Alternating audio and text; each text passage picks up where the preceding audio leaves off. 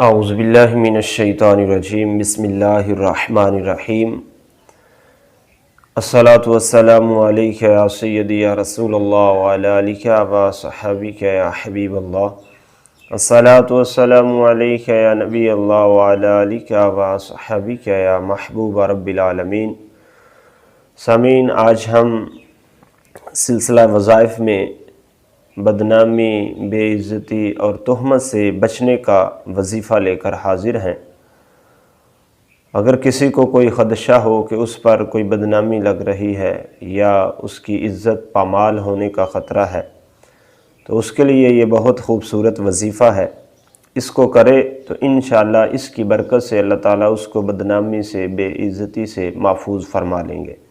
تو آئیے چلتے ہیں ہم اپنے اس وظیفے کی طرف۔ وظیفے کی طرف جانے سے پہلے ہمارے چینل پر جو دوست نئے ہیں ان سے درخواست ہے کہ ہمارے چینل کو سبسکرائب کریں اور بیل آئیکن کے بٹن کو دبائیں تاکہ ہر آنے والی ویڈیو سب سے پہلے آپ تک پہنچ سکے۔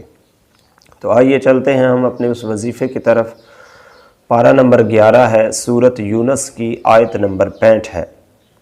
پارہ نمبر 11 سورۃ یونس آیت نمبر 65 ہے۔ اس کو صبح کے 41 مرتبہ اور شام کو 41 مرتبہ پڑھ لینا ہے تو انشاءاللہ اس آیت کی برکت سے اللہ تعالیٰ اس کو بدنامی سے، بے عزتی سے محفوظ فرما لیں گے۔ تو وہ آیت مبارکہ توجہ سے سماعت کر لیں۔ بسم اللہ الرحمن الرحیم۔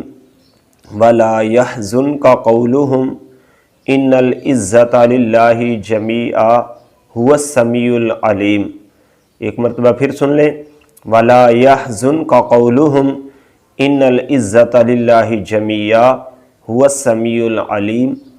اس آیہ مبارکہ کو صبح و شام 41 مرتبہ پڑھنا ہے۔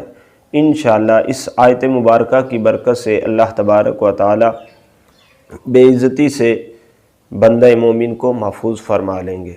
الصلاۃ والسلام علیک یا سیدی یا رسول اللہ وعلی آلک و صحابک یا حبیب اللہ۔